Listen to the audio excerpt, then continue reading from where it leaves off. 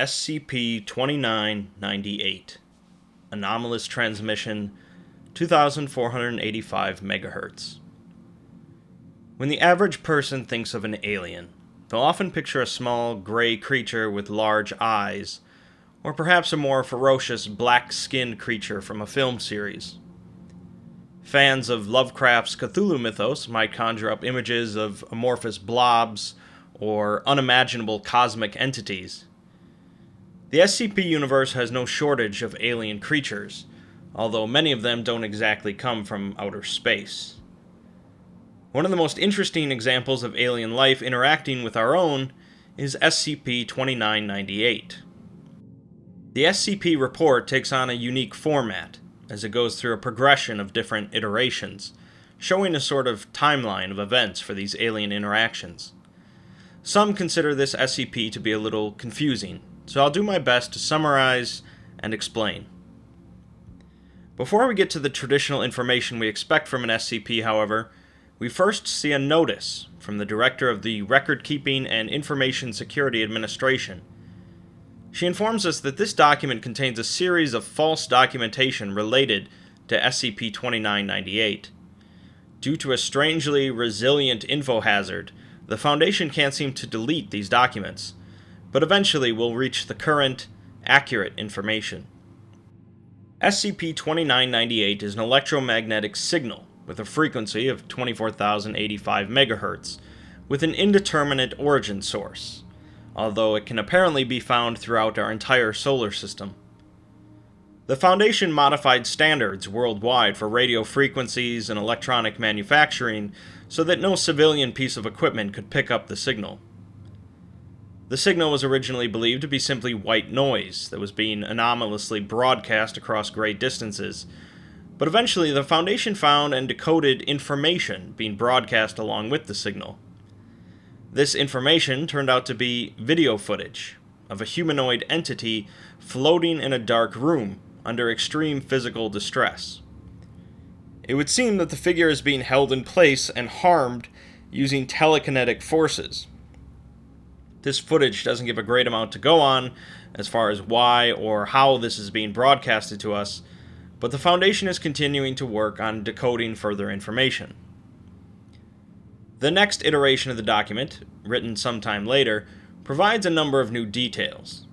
The Foundation has learned that the signal is not being broadcast from a single place, although further research is required to figure out exactly where it's coming from. Additionally, they discovered that certain humans possess abnormal nerve bundles in their brains that allow them to perceive additional information from the signal.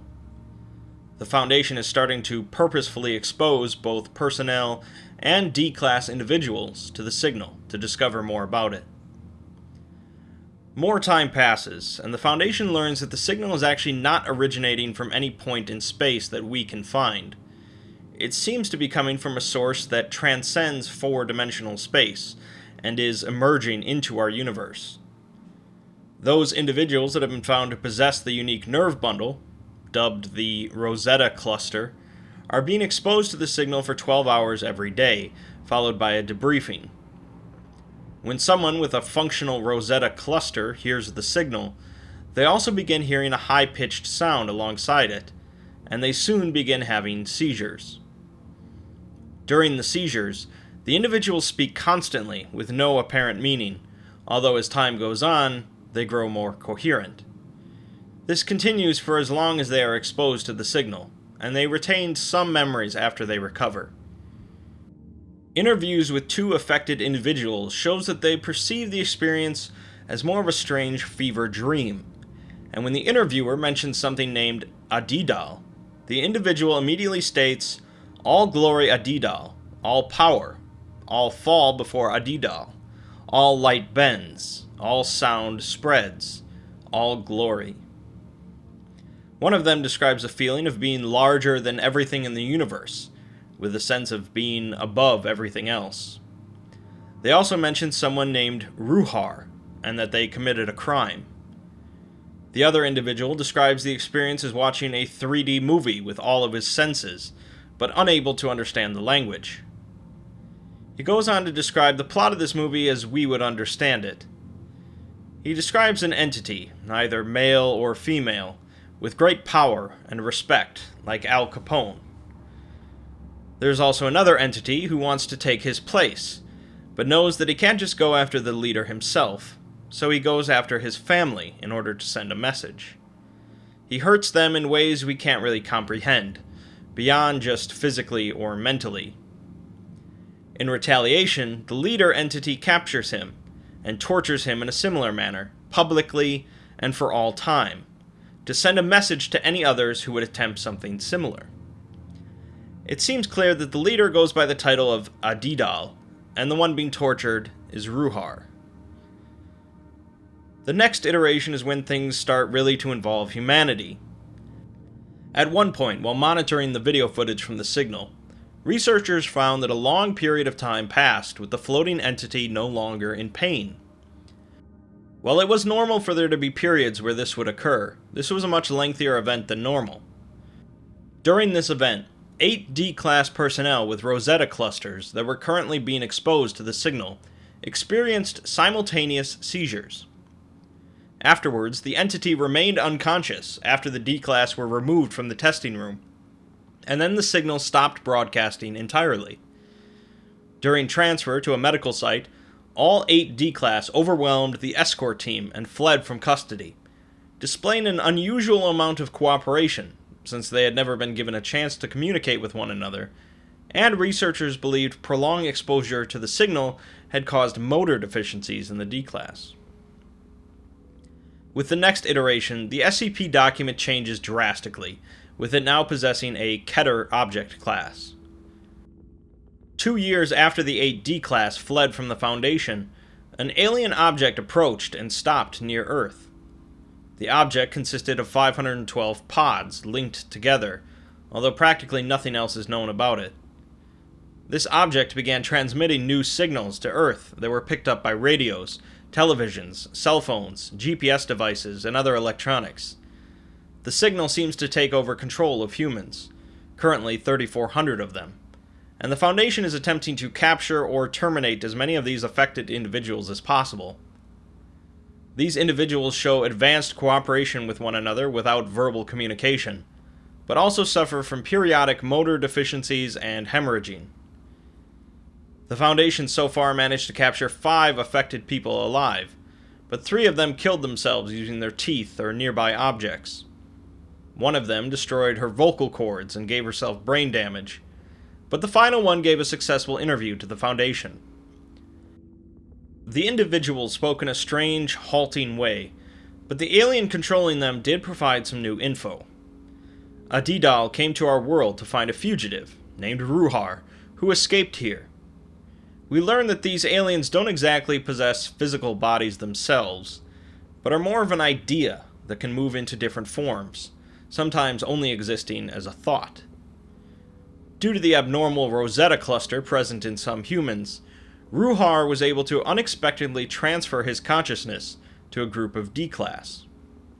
Adidal sent a single ship with 512 of his agents to take over as many humans as possible in order to find Ruhar's consciousness.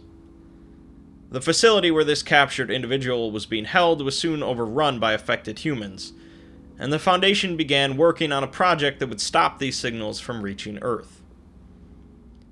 The next iteration changes the SCP document even more, with it seemingly written by someone controlled by the aliens.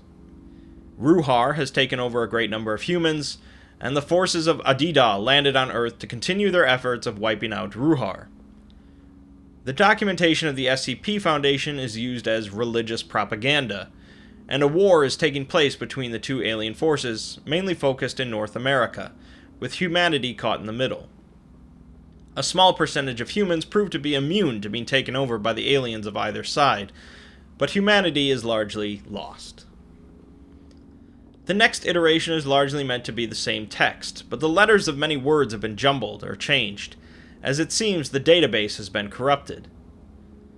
We find in the footnotes of this iteration, however, is a series of communications between immune survivors of the alien war. The Foundation's connectivity is largely damaged, due to their own efforts to block the signals, the aliens landing and taking over the Foundation, and from the fighting during the war. But the Footnotes feature still works. We learn that the aliens neutralized or moved as many Keter-class SCPs as they could off-world, but there are still a large number of anomalies that the aliens now have to look after. One of the survivors says that the 8 D-Class that Ruhar took over were killed by the Foundation 3 days after they escaped, possibly implying that there was no war. Ruhar is dead, and the other aliens took over the planet themselves in a futile search. They concoct a plan together of combining 2 separate Keter objects, SCP-055 and SCP-579. 055 is an anti-memetic object, meaning that no information about its form, properties, or history can be remembered by anyone after leaving its presence. It could be incredibly dangerous, and no one would ever remember that it is. 579 is something just as unknown, as practically all info about it has been expunged, but it is known to be highly dangerous. There is a reference to Roget's proposal for SCP-001, about not being able to fit a round peg into a square hole, referring to 055 and 579. One of the survivors is sent to get 055 and bring it to 579, putting the round peg into the square hole. The next iteration is the same document, but completely blacked out, leaving the document effectively blank. The following iteration is actually blank, with no text whatsoever. Finally, we get to the last iteration of SCP-2998, and a notice at the top tells us that this is the only accurate one. The object class is listed as safe, and the description tells us that 2998 is a signal broadcast throughout the universe, which seems to just be white noise, although researchers are hopeful to continue working on the decoding process to figure out more. So what happened? It would seem that by combining those 2 unknown SCPs, the universe effectively reset itself back to a time when the Foundation first discovered the signal. Events were turned back in time, the aliens no longer had a presence on Earth, and everyone forgot what had happened. Things went back to exactly as they were, except for some odd reason, the various iterations of SCP-2998 could not be edited or deleted in any way. Whether the Foundation believes that those events occurred or not is unclear, but they put up a notice at the beginning that all iterations except the final one were falsehoods. If they choose not to believe it, unfortunately, it would seem that history will end up repeating itself. To quote the author of the SCP, the horrifying part of SCP-2998 is not that these aliens came here and took over humanity. It's that they did it simply to recapture a criminal. It's often the SCP Foundation's mode of operating to accept collateral damage if the ends justify the means. It's interesting then to see an instance of alien creatures that operate in a similar way. SCP-2998 can be a conflicting SCP, as it involves some massive scale events and then the resetting of the universe, but it's done in such a unique way that garners a lot of praise. Hopefully, the Foundation takes a good look at those permanent iterations, as those who cannot learn from history are doomed to repeat it.